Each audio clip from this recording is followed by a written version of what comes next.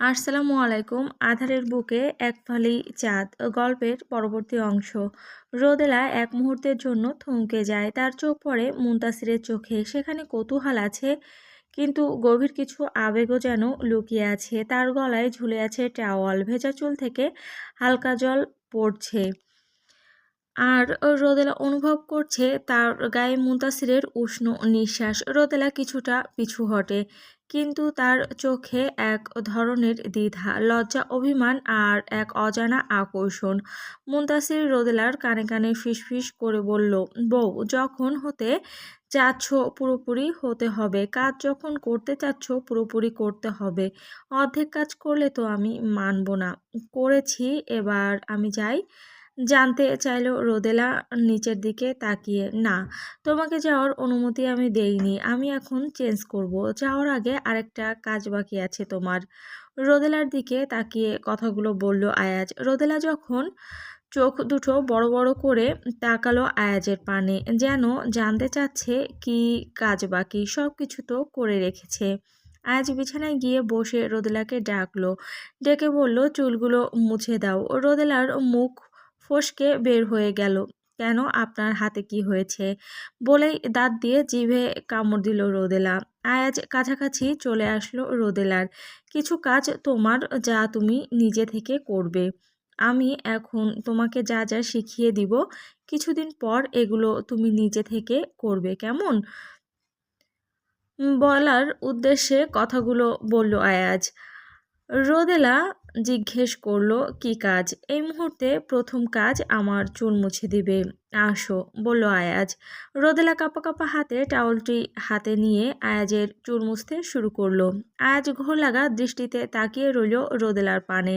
রোদেলার শরীর থেকে একটি মিষ্টি সুগন্ধ আসছে, আয়াজকে আচ্ছন্ন করে ফেলছে। রোদেলার শরীরের ঘ্রাণ। আয়াজ নাক টেনে রোদেলার শরীরের সুবাস নিল। রোদেলা কিছুই টের পায়নি। আয়াজ হঠাৎ দুই হাত পেছনের দিকে নিয়ে রোদেলার কোমর জড়িয়ে বুকে নাক ঘষে নাক ডুবিয়ে দিল। রোদেলার শরীর কেঁপে উঠল, নিঃশ্বাস যেন বন্ধ হয়ে গেল, যেন পাথরের মতো জমে রইল রোদেলা। আয়াজ রোদেলার বুকে নাক ঘষছে আর মৃদুস্বরে জিজ্ঞেস করছে, কোন পারফিউম ইউজ করো? তোমার শরীরের ঘ্রাণ আমাকে পাগল করে ফেলছে। এদিকে রোদেলার মরমর অবস্থা। এই প্রথম জীবনে প্রথম বুকে কোনো পুরুষালী ছোঁয়া। রোদেলা সহ্য করতে পারছে না। তারপরও কাঁপা কাঁপা কণ্ঠে জবাব দিল। আয়াজ মুখ তুলে রোদেলার দিকে চাইল, তাকে মুচকি হাসলো। আয়াজ জানে রোদেলার এখন মনের অবস্থা কি চলছে। রোদেলাকে একটু লজ্জা দিতে আয়াজ রোদেলার বুকে হালকা করে একটি চুমু খেলো। রোদেলা কেঁপে কেঁপে উঠছে। আয়াজ পরিস্থিতি স্বাভাবিক করতে বলে উঠল, আমি এখন কাপড় চোপড় চেঞ্জ করব, তুমি থাকো এখানেই। রোদেলা মৃদুস্বরে উত্তর দিল, আমি থেকে কি করব? আয়াজ রোদেলার দিকে তাকিয়ে জিজ্ঞেস করলো, টাই বাঁধতে পারো? রোদেলা উত্তর দিল, না। আয়াজ নিজের মোবাইলটা রোদেলার হাতে দিয়ে একটি ভিডিও অন করে বলল, ইউ হ্যাভ 5 মিনিট, শিখে নাও, আমি আসছি। বলেই কালো প্যান্ট এবং শার্ট নিয়ে ওয়াশরুমের ভেতরে চলে গেল চেঞ্জ করতে। ওয়াশরুমে ঢুকে আয়াজ কিছুক্ষণ নিজেকে ধাতস্থ করলো। রোদেলাকে জ্বালাতে গিয়ে চুমু খেলেও আয়াজ জানে সে নিজেও অনেক জ্বলছে। নিজেকে কিভাবে নিয়ন্ত্রণ করছে শুধু নিজেই জানে আয়াজ। কিছুক্ষণ ধাতস্থ হবার পর চেঞ্জ করে ওয়াশরুম থেকে বের হলো আয়াজ। রোদেলা ভিডিও দেখতে দেখতে মোটামুটি শিখেছে কিভাবে টাই বাঁধতে হয়। আয়াজকে ওয়াশরুম থেকে রেডি হয়ে বের হতে দেখেই রোদেলা দাঁড়িয়ে পড়ল। দাঁড়িয়ে বলল, পারবো, আমি পারবো, শিখে গিয়েছি। আয়াজ রোদেলার উচ্ছ্বাস দেখে ড্রেসিং টেবিলের সামনে গেল। ইশারায় রোদেলাকে ডাকলো, ডেকে ঘাড় নামিয়ে বলল, ইশারায় টাই পরিয়ে দিতে। আয়াজের গলায় টাই ঝুলিয়ে বাঁধতে শুরু করলো। আয়াজ ঘোর লাগা দৃষ্টিতে তাকিয়ে আছে রোদেলার দিকে। তীর তীর করে কাঁপছে রোদেলার ঠোঁট। খুব মনোযোগ দিয়ে টাই বাঁধার চেষ্টা করছে। আয়াজও খুব কষ্ট করে নিজেকে কন্ট্রোল করার চেষ্টা করছে। কেন যেন মেয়েটাকে আজকে টুপ করে গিলে ফেলতে ইচ্ছে করছে আয়াজের, কিন্তু উপায় নেই। অফিসে যেতে হবে, অনেক জরুরি একটা মিটিং, না হলে কিছু একটা হয়ে যেত আজ। অনেকবার চেষ্টার পর রোদেলা কিছুটা সফল হলো, যদিও প্রথমবার চেষ্টা তাই খুব একটা ভালো হয়নি, কিন্তু আয়াজ আয়নায় দেখলো মোটামুটি ঠিক আছে। আজ আয়াজ এভাবেই টাই বেঁধে যাবে, যে যাই বলুক। তার ছোট্ট বউ জীবনে প্রথমবার নিজ হাতে টাই বেঁধে দিয়েছে, আজকে এভাবেই আয়াজ টাই বেঁধে যাবে। টাই বাঁধা শেষ হতেই রোদেলা ছুট লাগাতে চাইলো নিচে যাওয়ার জন্য। আয়াজ হাত ধরে ফেললো, বলল, আরে কোথায় চললে? পুরস্কার তো নিয়ে যাওনি, বলল আয়াজ। পুরস্কার জানতে চাইলো রোদেলা। পুরস্কার? বলো কি চাও? গতকাল তোমার বার্থডে ছিল, আমি অনেক গিফট করেছি, কিন্তু সব কিছু আমার পছন্দের। তুমি কি চাও সেটা তোমাকে দেওয়া হয়নি, বলল আয়াজ। রোদেলা অনেকক্ষণ ভেবে জবাব দিল, ফুচকা খেতে যাব সন্ধ্যার সময়। আমি বাইরে ফুচকা খেতে যেতে পারিনি কখনো। খেতে চাইলে বাবা বাড়িতে অর্ডার দিয়ে আনিয়ে দিত। আপনি নিয়ে যাবেন আমাদের? একদমে কথাগুলো বলল রোদেলা। আয়াজ অবাক নয়নে তাকিয়ে রইল রোদেলার পানে। কি সহজ এবং সাধারণ আবদার রোদেলার, যেখানে এই বয়সে মেয়েরা শপিং থেকে শুরু করে গয়নাগাটি, শাড়ি, চুড়ি, ড্রেস, খেলনা, টেডি বিয়ার কত কিছু চাই, সেখানে তার ছোট্ট বউটার একটা সহজ সরল আবদার, ফুচকা খাবে। এই মেয়ের জন্য নিজের জীবনও দিয়ে দিতে পারে আয়াজ। ফুচকা তো কোনো ব্যাপারই না, মনে মনে কথাগুলো ভাবলো আয়াজ। তারপর রোদেলার কোমর পেঁচিয়ে কাছে এনে জড়িয়ে ধরল আয়াজ। টুপ করে গালে একটি চুমু খেলো, বলল, জো হুকুম মহারানী। আপনি বলেছেন আর আমি ফুচকা আনবো না? আপনি বললে আমি ফুচকার লাইন লাগিয়ে দিব বাড়ির সামনে। রোদেলা চেঁচিয়ে বলে উঠল, না না, বাড়ির সামনে লাইন লাগাতে হবে না, আমি ফুচকার দোকানে গিয়ে ফুচকা খাবো। প্লিজ আমাকে ফুচকার দোকানে নিয়ে চলুন। আয়াজের গলা জড়িয়ে ধরে বলল রোদেলা। আজ শান্ত স্নিগ্ধ ঘোর লাগা দৃষ্টিতে তাকিয়ে রইল রোদেলার পানে। এই প্রথম রোদেলা নিজে থেকে আয়াজের গলা পেঁচিয়ে ধরেছে। আয়াজের মোটেও ইচ্ছে করছে না অফিসে যেতে, কিন্তু আজকে জরুরি মিটিং, যেতেই হবে। তাই কিছুক্ষণ পর রোদেলার মাথায় হাত বুলিয়ে দিতে দিতে বলল, অবশ্যই নিয়ে যাব। সন্ধ্যায় তুমি আর আয়ান রেডি হয়ে থাকবে, আমি গাড়ি পাঠিয়ে দিব, বলেই রোদেলাকে ঠোঁটে চুমু খেলো আয়াজ। রোদেলা লজ্জায় মাথা নিচু করল। আয়াজ আরও বলল, যেতে যেতে, আর সোনা, পাপা আর নতুন মামুনির ঘরের সামনে বেশি ঘুরঘুর করবে না, আর ডিস্টার্ব করবে না, ওকে? ওদের নতুন বিয়ে হয়েছে, নতুন করে জীবন শুরু করেছে, ওদেরকে নিজেদের মধ্যে একটু বোঝাপড়া করতে দিও। আমি জানি আমার রোদেলা অনেক ম্যাচিউর, তারপরও আমি বলে গেলাম, ওকে শোনা, মনে থাকবে। রোদেলা হ্যাঁ সূচক মাথা নাড়ল। আজ আবারও রোদেলার মাথাটা উপরে তুলে ঠোঁটে একটা গভীর চুম্বন করলো। যাই শোনা, রোদেলার উদ্দেশ্যে বলল আয়াজ। রোদেলা হ্যাঁ সূচক মাথা নাড়ল।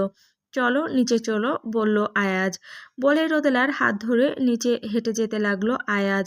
সিঁড়ির সামনে এসেই রোদেলা হাত ছেড়ে দিয়ে দাঁড়ালো আয়াজ, বলল, নিচে যাও, আমি একটু আসছি। রোদেলা নিচে চলে গেল। আয়াজ ঘুরে শিহাবের রুমের দিকে পা বাড়ালো। রুমে ঢুকেই দেখলো শিহাব অফিসে যাওয়ার জন্য তৈরি হচ্ছে। আয়াজকে দেখে বলল, ভিতরে আয়, দরজায় উকিঝুঁকি মারছিস কেন? না, এখন তুই বিবাহিত লোক, রুমে ঢোকার আগে তো নক করে উকিঝুঁকি মেরে ঢুকতে হবে। কখন কি না কি চোখে পড়ে যায়, বলেই চোখ টিপল আয়াজ। সকাল সকাল তোর ফালতু কথা শোনার টাইম নেই, কি বলবি বল, বলল Shihab. Professional sorry, protection use করেছিলি বন্ধু, জানতে চাইল আয়াজ। সকাল সকাল এই ধরনের প্রশ্নে মাথায় আকাশ ভেঙে পড়ল শিহাবের। দেখ, তোর এই ফালতু কথা আর শেষ করতে পারল না শিহাব। হঠাৎ করে মনে পড়ে গেল রাতের কথা, আসলেই তো কোনো প্রোটেকশন ইউজ করেনি। এত তাড়াহুড়ার ভেতরে সব কিছু ছিল যে কোনো প্রিপারেশন নেওয়ার সুযোগ পায়নি। এখন কি হবে? এই বয়সে রোদেলা যেখানে 16-17 বছর হয়ে যাচ্ছে, সেখানে এখন বাচ্চা নিলে মানুষ কি বলবে? সাথে সাথে চোখ ঘুরিয়ে তাকালো আয়াজের দিকে, চোখে করুণ দৃষ্টি, বোঝাতে চাইছে আসলেই করিনি, এখন কি করব? আয়াজ বিরক্ত চোখে তাকালো শিহাবের দিকে, মনে মনে ভাবলো গাধা একটা, কোনো প্রিপারেশন নেই, কিচ্ছু নেই, কি একটা অবস্থা। এখন যদি কিছু হয়ে যায় মানুষকে মুখ দেখাবে কি করে? বাচ্চা পালার বয়সে বড় পাল করতেছে, তার উপর যদি আবার বউপালা বাদ দিয়ে শালাকে পালতে হয়, কি একটা অবস্থা হবে। এমনি ছেলের বউ করার বয়সে নিজের বউ বড় করতেছি, তার উপরে আবার এই শ্বশুর। যাই হোক, মনের কথা সব সময় মনেই রয়ে যায় আয়াজের, মুখ ফুটে কখনো বলা হয় না। একটু থেমে সিরিয়াস হয়ে বলা শুরু করলো আয়াজ, তুই হয়তো এক মেয়ের বাবা হয়েছিস, তাই তোর সন্তানের চাহিদা নাই থাকতে পারে, কিন্তু শিপ্রা এখনো মা হয়নি। রোদেলাকে নিজের মেয়ের মতো ভালোবাসবে ঠিক আছে, কিন্তু নিজের গর্ভে সন্তান ধারণ করার স্বপ্ন শিপ্রারও থাকতে পারে। তাই যা করবি শিপ্রার সাথে বুদ্ধি পরামর্শ করে করবি, তবে কিছুটা সময় নিয়ে করলে ভালো হয়, যেহেতু বিষয়টা হঠাৎ করে হয়ে গেছে, চারদিকে কানাঘুষা চলছে। তাছাড়া মাত্র বিয়ে করলি, নিজেরা নিজেদের মধ্যে একটু বোঝাপড়া কর, সময় নে, সব কিছু একটু ঠান্ডা হলে করাই বেটার আমি মনে করি।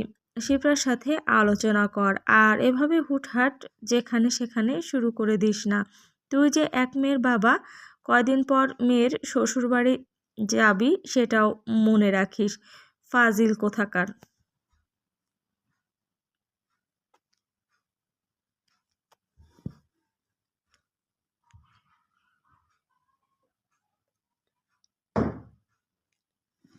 খাবার টেবিলে সবাই আজকে একসাথে, পরিবারটা খুব বড় বড় লাগছে। হঠাৎ আয়াজ বলল, গতকাল তোদের বিয়ে হয়েছে, আজকে থেকে নতুন জীবনের শুরু, ওকে নতুন করে পরিচয় করিয়ে দেবার মতো কিছু নেই।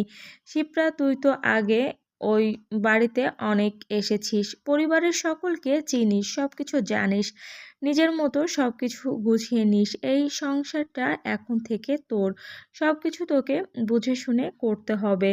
এমনভাবে বলছিস কেন? তুই তো আছিসই, বলল শিপ্রা।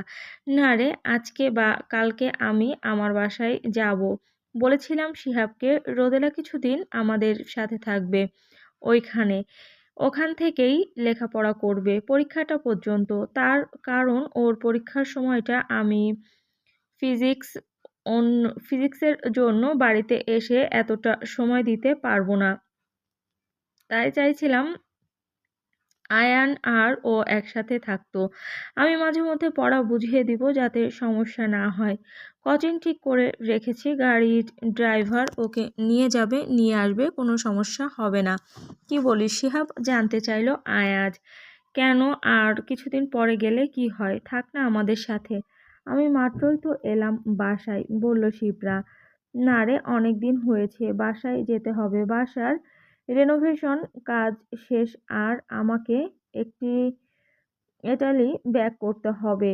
কবে ফিরবো জানি না, যেহেতু পরীক্ষা, আমি আসলে ব্যস্ততার জন্য এখানে এসে তেমন সময় দিতে পারবো না, তাই ওখানে থাকলে যত রাত করে আসি না কেন ওকে আমি পড়াতে পারবো।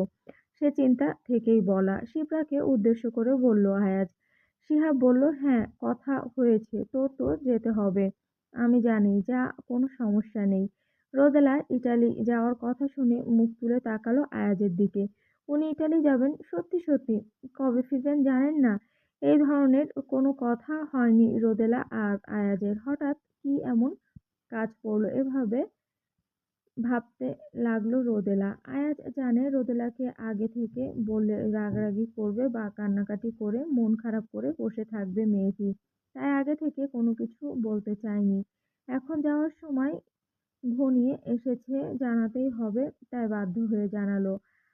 আয়াজ আয়ানকে উদ্দেশ্য করে বলল, বাবা বিকালে গাড়ি পাঠাবো, রোদেলার সাথে রেডি হয়ে থাকবে, তোমাদেরকে আজ ফুচকা খাওয়াতে নিয়ে যাব, আর একবারে প্যাক করে রাখবে, রাতে হয়তো আমরা ব্যাক করব, ঠিক আছে? রোদেলার দিকে তাকালো আয়াজ। রোদেলা বলল, ঠিক আছে, আমরা রেডি হয়ে থাকবো। টেবিলে আর কোনো কথা হলো না। অফিসের উদ্দেশ্যে বের হলো শিপ্রা, আয়াজ ও শিহাব।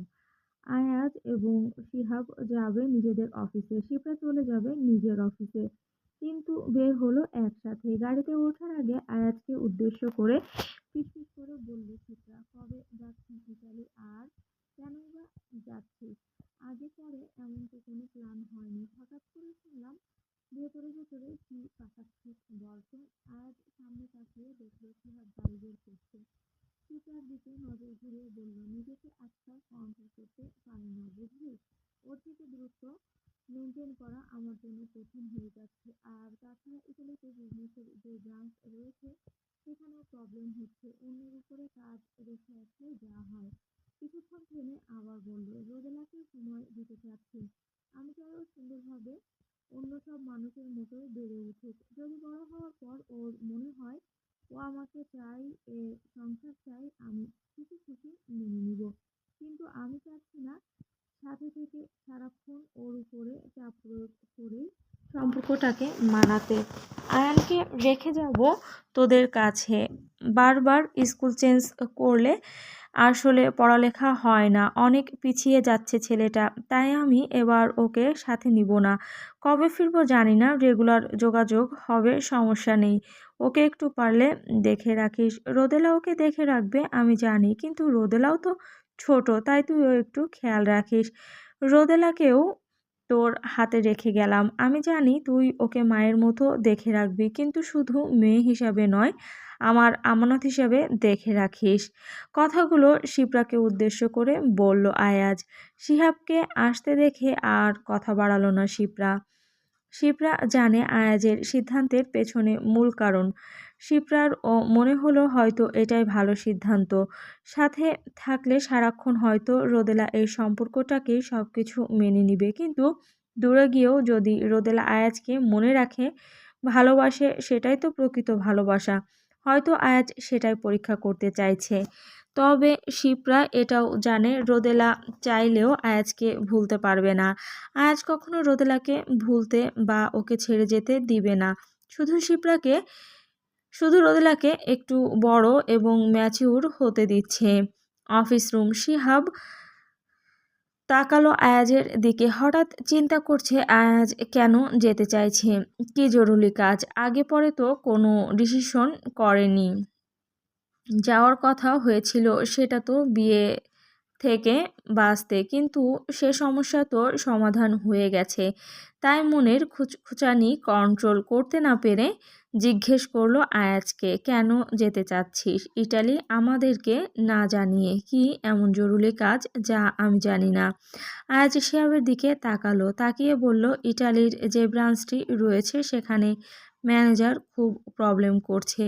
যাকে দায়িত্ব দিয়ে এসেছিলাম আমার প্রিয়ে আমাকে জানালো, তাই একটু নিজের যেতে হবে।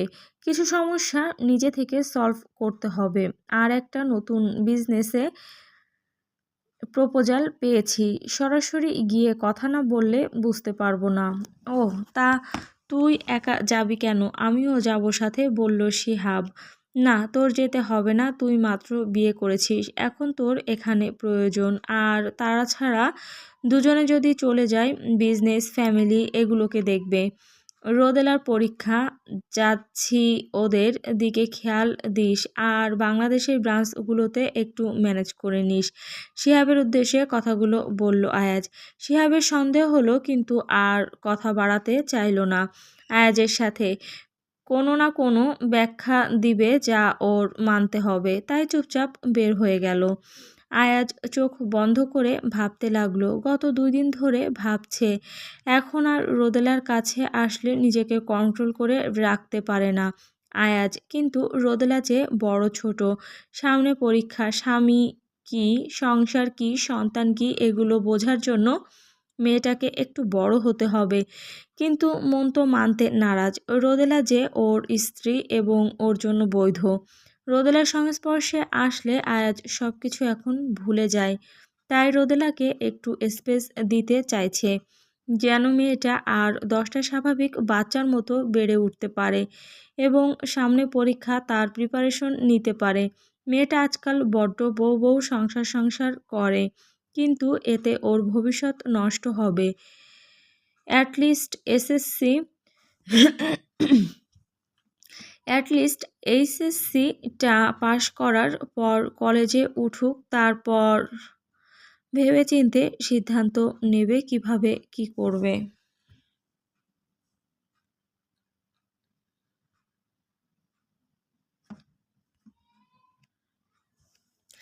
আয়াজ যথারীতি সন্ধ্যা ৬টায় গাড়ি পাঠিয়ে দিয়েছে। রোদেলা এবং আয়ান দুজন রেডি হয়ে অপেক্ষা করছিল।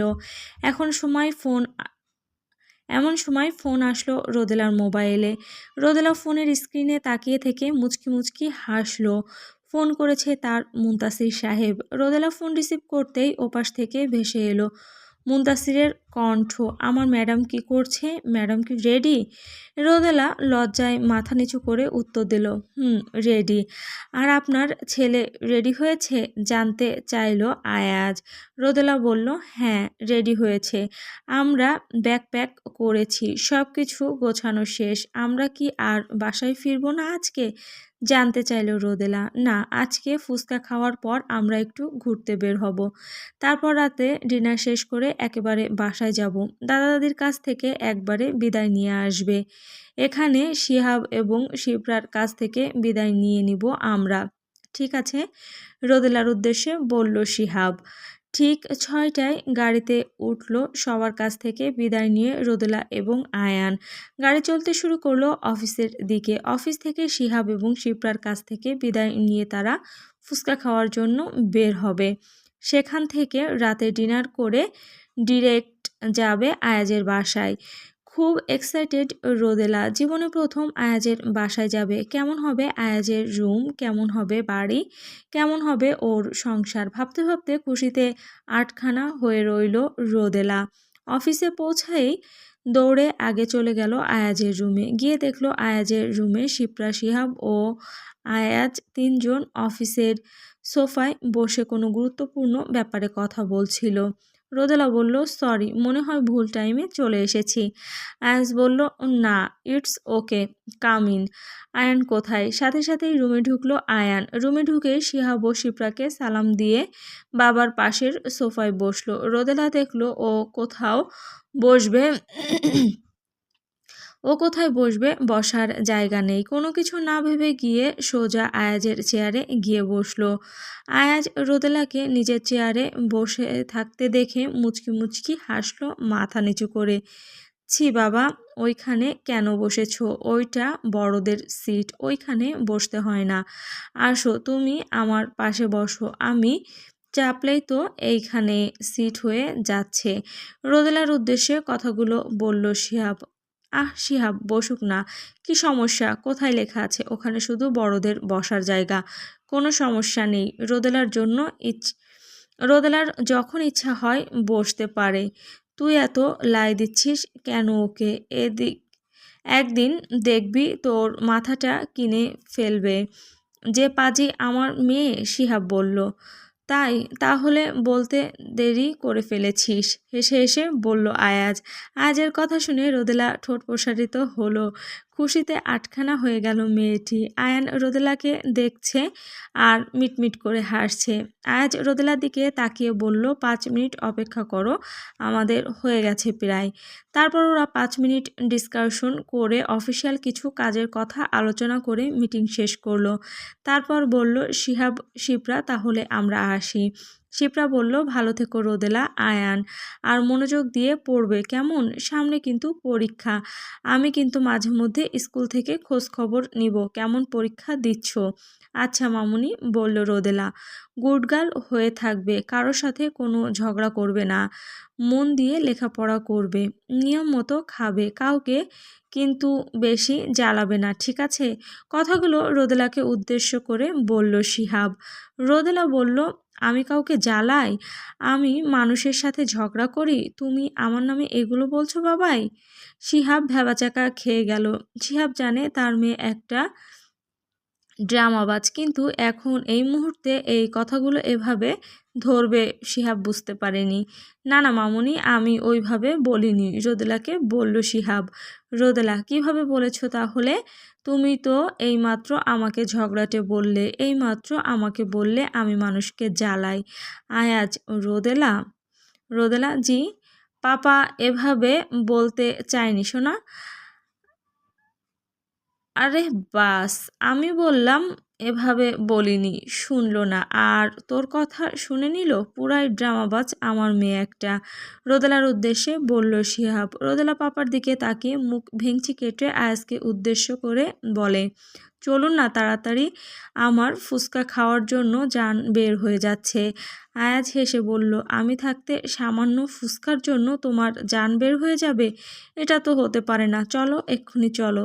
বলে শিহাব ও শিপ্রার কাছ থেকে বিদায় নিয়ে বেরিয়ে গেল ওরা তিনজন। পাশে চেয়ে রইল শিপ্রা। এই হাসি খুশি, এই সুখ থাকবে তো সব সময়?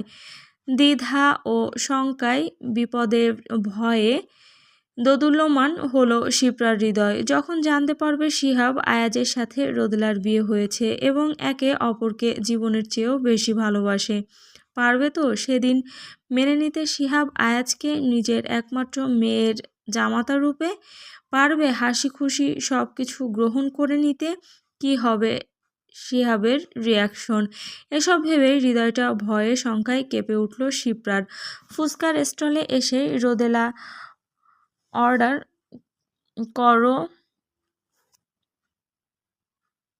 করলো বেশি করে ঝাল দিয়ে 6 প্লেট ফুচকা। আয়ান এবং আয়াজ অবাক নয়নে তাকিয়ে রইল রোদেলার দিকে। এত ফুচকা কে খাবে? আয়ান সর্বোচ্চ 2-3 পিস খেতে পারবে, ওর এগুলো খেয়ে অভ্যাস নেই। আয়াজ এগুলো তেমন খায় না। রোদেলা বলল, আপনারা না খেলে আমি খাবো, কত বছর ধরে খাই না।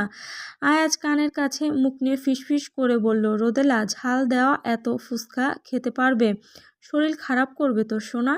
রোদেলা বলল, কিছু হবে না, আমি কত বছর ধরে খাই না জানেন? আজকে আমি পেট ভরে ফুচকা খাবো।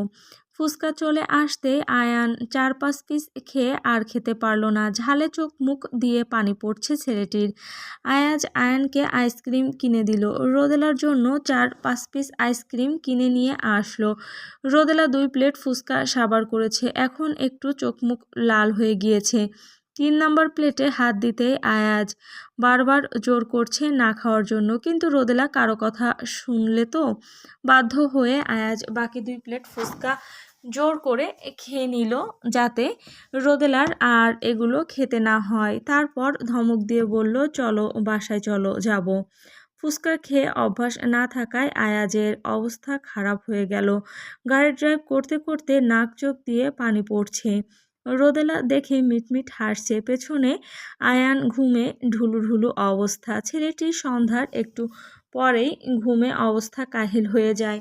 কেন যেন রাত জাগতে পারে না ছেলেটি। রোদেলা আয়াজের দিকে তাকিয়ে বলল, বেশি খারাপ লাগছে, পানি খাবেন? আয়াজ রোদেলার দিকে তাকালো, ঘাড় ঘুরিয়ে পেছনে তাকালো, দেখলো আয়ান ঘুমে বিভোর। তারপর গাড়ি একটু সাইডে রেখে রোদেলার দিকে ঘোর লাগা দৃষ্টিতে তাকিয়ে বলল, না, অন্য কিছু খাবো। রোদেলা কিছু একটা জিজ্ঞেস করবে, তার আগেই গাড়ির সিট বেল্ট খুলে আয়াজ ঝুঁকে এলো রোদেলার দিকে।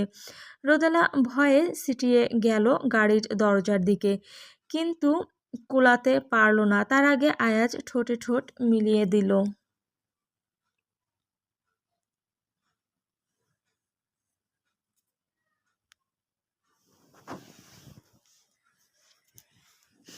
এগারোটা নাগাদ বাসায় ফিরে এলো ওরা তিনজন। আয়াজ গাড়ি থেকে নেমে ঘুরে গিয়ে রোদের জন্য গাড়ির দরজা খুলে দিল। রোদেলা আস্তে আস্তে গাড়ি থেকে নামলো। নেমেই চোখ পড়ল সামনের ভবনটির দিকে।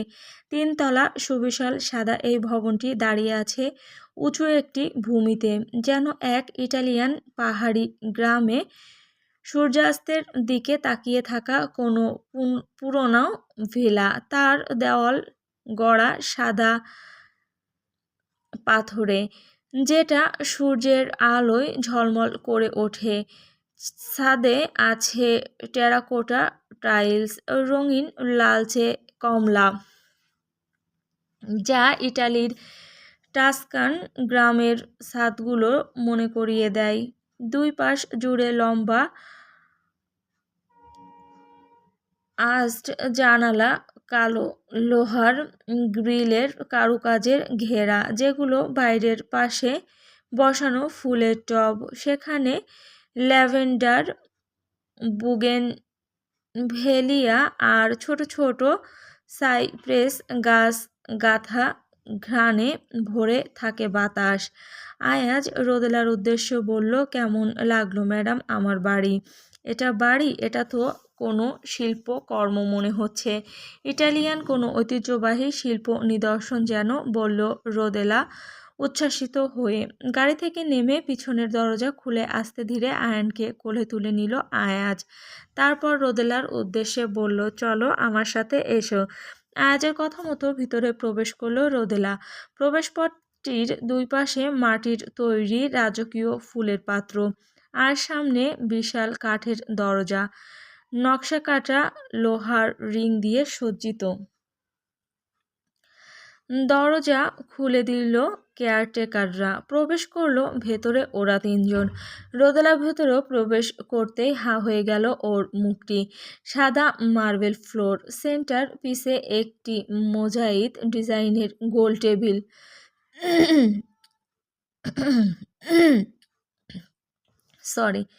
যার উপর বিশাল কাচের ফুলদানিতে তাজা গোলাপ। ওপেন লিভিং ও salon area, double height ceiling, পুরনো ইটালিয়ান ভাস্কর্য ও তৈলচিত্রে সাজানো। একপাশে লাইব্রেরি রুম, কাঠের বুক সেলফ, ঘন সবুজ ওয়ালপেপার, আর মাঝখানে পুরনো অ্যান্টিক ডেস্ক। আয়ানকে কোলে নিয়ে আয়াজ সিঁড়ি বেয়ে উপরে উঠতে লাগলো। সাথে চলল রোদেলা। আয়ানকে বিছানায় শুইয়ে দিল আয়াজ। এসি অন করে আয়ানের গায়ে কমফোর্টার জড়িয়ে দিল। রোদেলা চারপাশ তাকিয়ে দিল। বিছানার সাথে লাগানো একটি পড়া টেবিলের একটু সাথে ছোট্ট একটি কর্নার লাইব্রেরি এবং একটি ছোট ওয়ার্ড্রব। ব্যাস এতটুকু। সিম্পল কিন্তু খুব এলিগেন্ট আয়ানের রুম। মুনতাসির চৌধুরীর বেডরুম, ইটালিয়ান পার্লার ডোর আদলে নির্মিত, গাঢ় কাঠের ফ্লোর, উঁচু জানালা দিয়ে পড়ে রোমান আলো। বেডের পেছনে প্রাচীন ফ্রেস্কোর নকশা, গ্লাস ওয়াল দিয়ে লাগোয়া সুইমিং পুল দেখা যায়। রাতে সেই জল যেন জোছনার আয়না। বারান্দা থেকে দেখা যায় বাগান আর পুলের সংযোগস্থল। দেয়ালে একপাশে ঝুলছে ধাতব ফ্রেমে বাঁধানো পুরনো সিয়েনা শহরের স্কেচ। রোদেলা উচ্ছ্বাসিত হয়ে বলে উঠল, এটা আমাদের রুম? আয়াজ অবাক হয়ে তাকালো রোদেলার পানে। কি সুন্দর অবলীলায় মেয়েটি বলে দিল, এটি আমাদের রুম। কথাটির মর্ম কি এই মেয়েটি বোঝে? আমাদের রুম বলতে কি বুঝালো? আজকে থেকে আমরা এই রুমে থাকবো? মেয়েটা কি বুঝে বলেছে কিছু, নাকি অবুঝের মতো শুধু কথা বলে? রোদেলার দিকে তাকিয়ে কথাগুলো মনে মনে ভাবলো আয়াজ। তারপর বলে উঠল, জি না ম্যাডাম, এটা এখন শুধুমাত্র আমার রুম। রোদেলা অবাক হয়ে তাকালো আয়াজের পানে। কি বলল, ওনার রুম? তাহলে আমি থাকবো কোথায়? মনে মনে ভাবলো রোদেলা। কৌতূহল দমাতে না পেরে জিজ্ঞেস করে বসলো, তাহলে আমি কোথায় থাকবো? আয়াজ রোদেলার দিকে তাকিয়ে জবাব দিল, আপনি থাকবেন আপনার রুমে। আপনার জন্য একটা রুম ডেকোরেট করা হয়েছে, চলুন আপনার রুমটা দেখিয়ে দেই। রোদেলার যেন কথাটা পছন্দ হলো না। তার তো এই রুমটা পছন্দ হয়েছে, সে এই রুমেই থাকবে, মনে মনে ভাবলো রোদেলা। আজ রোদেলার হাত ধরে নিয়ে গেল রোদেলার রুমে। রোদেলার রুমে বিছানা মাঝখানে, কাঠের কিন্তু খুব হালকা ফিনিশ, তাতে সাদা কটনের চাদর, সূক্ষ্ম ফুলকাটা হাতের কাজের ডিজাইন এবং নরম ধূসর রঙের কুশন। ঘরে আছে স্লাইডিং কাঠের ওয়ার্ড্রব। খুব বেশি সাজসজ্জা নেই। পাশে ছোট একটা কাঠের ড্রেসিং টেবিল, একদিকে আয়না, বড় একটি কাঠের জানালা, তার বাইরে সাদা গ্রিল, লতানো মানি প্লান্ট ঝুলছে। জানালার পর্দা সাদা মসলিন, হালকা বাতাসে নড়ে। জানালার নিচে একটা ছোট কাঠের বেঞ্চ, যেখানে রাখা একটা বালিশ আর পুতুল। এক কোণায় ছোট একটা রিডিং টেবিল, কাঠের তৈরি দেয়ালের সাথে লাগানো শেলফে গোছানো বই। রোদেলার রুমটি অনেক সুন্দর, সম্পূর্ণ বাড়িটি অনেক সুন্দর, কিন্তু রোদেলার মন পড়ে রইল আয়াজের রুমে, যেখানে তার অঘোষিত একটি সংসার, খুব শখের সংসার। আয়াজ বুঝতে পারছে তার ছোট্ট বউয়ের মনে কি চলছে, কিন্তু আয়াজ মনে মনে ভাবছে, তোমাকে অপেক্ষা করতে হবে রোদেলা, এখনো তুমি অনেক ছোট, চাইলেও আমি তোমাকে ওই রুমে আনতে পারবো না, কিন্তু যখন আমি চলে যাব তুমি ওই রুমেই থাকবে যখন তোমার ইচ্ছে হয়। কিন্তু কথাটা আর মুখ ফুটে বলা হলো না আয়াজের। আয়াজ রোদেলার দিকে তাকিয়ে বলল, চলো পুরো বাড়িটি তোমাকে দেখাই। বলে রোদেলার হাত ধরে নিয়ে গেল আস্তে আস্তে সিঁড়ি বেয়ে ছাদের দিকে। ছাদে টেরাস গার্ডেন, সাদা শেডের নিচে বেতের সোফা, পাথরের ঝর্ণা, আর একপাশে আঙ্গুল লতা ঘেরা বার টেবিল। সন্ধ্যার এই ছাদে বসে দেখা যায় নিচের সুইমিং পুল আর ঘন গাছে ঢাকা উঠোন। বাড়ির ঠিক পশ্চিম দিকে দ্বিতীয় তলার বেডরুমের সাথে লাগোয়া আধুনিক সুইমিং পুল। বেডরুমটি আর কারণ নয়, মুনতাসির চৌধুরী আয়াজের। যে রুমটি ভালো লেগেছে, মন ছুঁয়ে গিয়েছে রোদেলার। পুলটি লম্বা, মার্বেল পাথরে বাঁধানো, তার পানিতে প্রতিফলিত হয় আকাশের রং। রাতে নিচে এলইডি আলো জ্বলে, নীলাভ ও সবুজাভ আভা ছড়িয়ে পড়ে চারদিকে। পুলের পাশে আছে একটি পুল লাউঞ্জ, ছাতার নিচে আরামদায়ক কুশন চেয়ার, আর এক কোণায় একটি কাঠের টেবিল। রোদেলার মনে হলো এই বাড়িটি শুধুই বসবাসের জন্য নয়, এটি এক শিল্পকর্ম। এখানে প্রেম, একাকিত্ব, রাজসিকতা আর আত্মশুদ্ধির প্রতিটি স্তর একসাথে মিশে আছে। রোদেলার ভাবনার সাথে হঠাৎ আয়াজ রোদেলাকে কোলে তুলে নিল, ছাদের সিঁড়ি বেয়ে নিচে নামতে শুরু করলো। রোদেলা বলল, কি করছেন, ছাড়ুন, পড়ে যাব তো। আয়াজ বলল, আমি থাকতে তুমি পড়ে যাবে ভাবলে কি করে, ছাড়ুন, কোথায় নিয়ে যাচ্ছেন, চেঁচাচ্ছে রোদেলা। আয়াজ বলল, চলো সুইমিং পুল। সুইমিং পুলের সামনে এসে রোদেলাকে চেয়ারে বসিয়ে দিয়ে আয়াজ বলল, 5 মিনিট, আই অ্যাম কামিং। ঠিক 5 মিনিট পর আয়াজ চেঞ্জ করে আসলো, একটা ব্লু কালার শর্টস এবং অ্যাশ কালারের টি শার্ট পরে কাঁধে একটা টাওয়েল ঝুলিয়ে রোদেলার সামনে দিয়ে এসে দাঁড়ালো। এই প্রথম রোদেলা তার মুনতাসির সাহেবকে শর্টস পরিহিত অবস্থায় দেখলো। কত ভাবে, কত রূপে নতুন করে যে তার মুনতাসির সাহেব তার চোখে ধরা দিচ্ছে বলাই বাহুল্য। রোদেলা বারবার শুষ্ক ঢোক গিলছে। আয়াজ রোদেলার দিকে তাকিয়ে হাসছে, তারপর কিছুক্ষণ পর বলল, নামবে। রোদেলা মাথা নাড়িয়ে নাসূচক উত্তর দিল। আয়াজ আর কিছু বলল না, চুপচাপ সুইমিং পুলে নামলো। আয়াজ সুইমিং করছে, রোদেলা এক ধ্যানে তাকিয়ে আছে আয়াজের দিকে। এত কেন সুন্দর হতে হবে এই লোকটিকে? রাস্তায় বের হলে কত সুন্দর ফর্সা কত লোক দেখে, কই তাদের দেখে তো রোদেলার এমন ফিলিংস হয় না, তাহলে এই শ্যামবর্ণ পুরুষটিকে সুইমিং করতে দেখে রোদেলার ভিতরে ভিতরে এত লোভ লাগছে কেন? চিন্তা করছে রোদেলা, কি আছে এই লোকের মাঝে, কেন প্রথম দেখায় থমকে গিয়েছিল রোদেলার পৃথিবী। কাউকে তো ব্যাখ্যা করার মতো কোনো ভাষা খুঁজে পায় না রোদেলা, কিন্তু লোকটির দিকে তাকিয়ে থাকতে ইচ্ছে করে অপলক দৃষ্টিতে। যতক্ষণ লোকটির কাছে থাকে মনে হয় রোদেলার নিঃশ্বাস নেওয়া দুষ্কর হয়ে যায়, হার্টবিট যেন কয়েকটা বন্ধ হয়ে যায়। কিছুক্ষণ সুইমিং করার পর রোদেলাকে সুইমিং পুলের সিঁড়ির কাছে ডাকলো আয়াজ। রোদেলা ধ্যান ভাঙে আয়াজের শব্দে। কি ভাবছো, কোন দিকে তাকিয়ে আছো, এদিকে আসো, কাম। রোদেলাকে উদ্দেশ্য করে বলল আয়াজ। রোদেলা এসে ভদ্র মেয়ের মতো সুইমিং পুলের সিঁড়িতে পা ভিজিয়ে বসলো। আয়াজ সুইমিং করতে করতে এসে রোদেলার পায়ের কাছে দাঁড়ালো।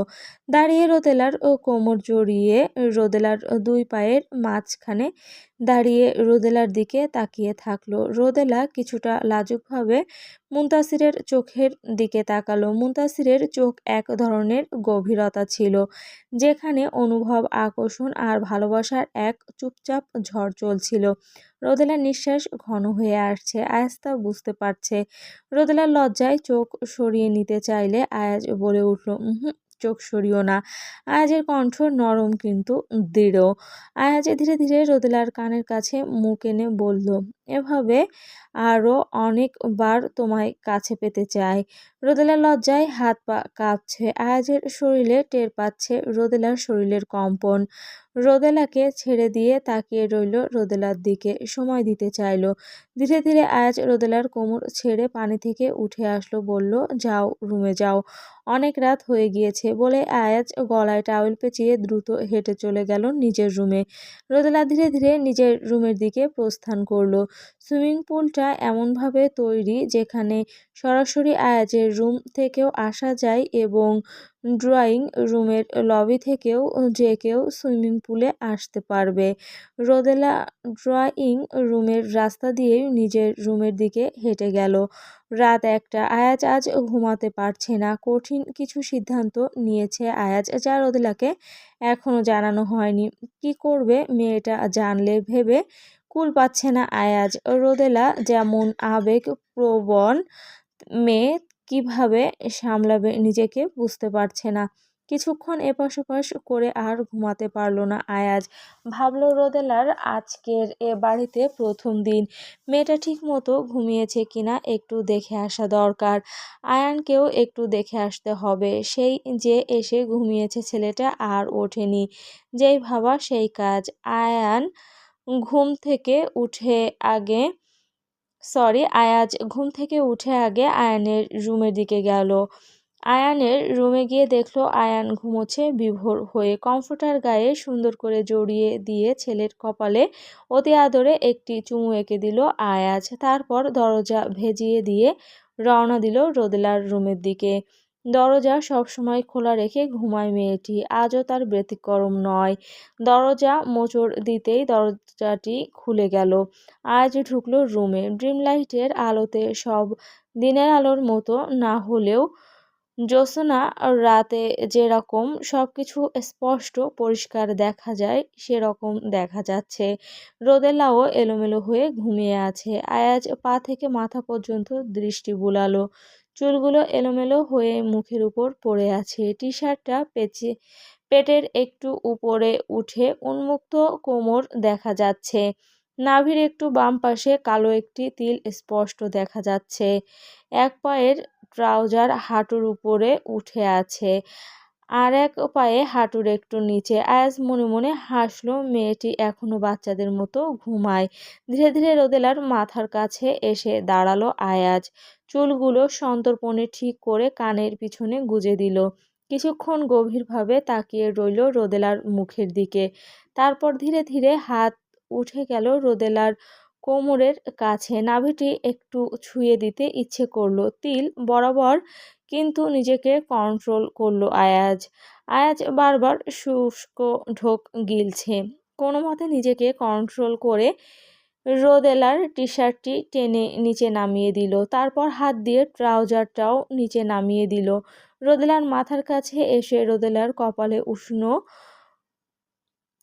ওষ্ঠ ছোঁয়ালো আয়াজ। তারপর ধীরে ধীরে বলল, তোমাকে আরও একটু কষ্ট করতে হবে জান, আরও একটু বড় হতে হবে, ম্যাচিউর হতে হবে। আমি জানি তোমার রাগ হবে, কষ্ট হবে, অভিমান হবে, আমার দূরত্ব তুমি মেনে নিতে পারবে না, কিন্তু আমার সিদ্ধান্ত একদিন তুমি বুঝবে। এই দূরত্ব আমাদের কাছে আসাকে আরও পবিত্র, আরও শক্ত করবে।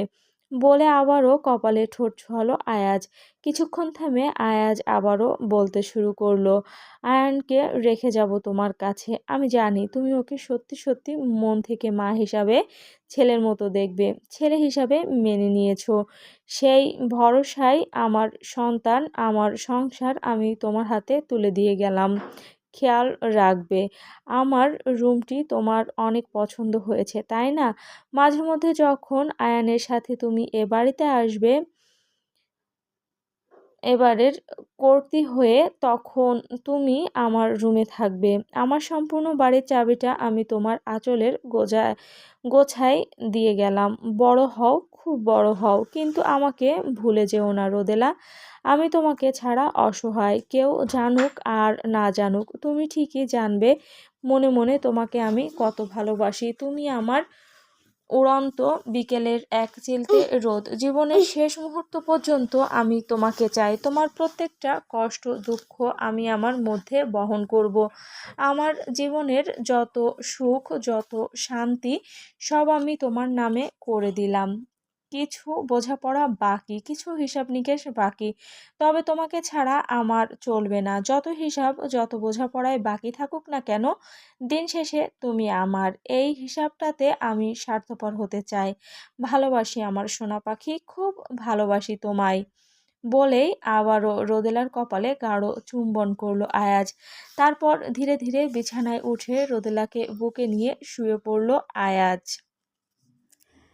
হ্যালো বন্ধুরা, পরবর্তী পার্ট খুব তাড়াতাড়ি আসবে, তো সবাই অপেক্ষায় থাকো।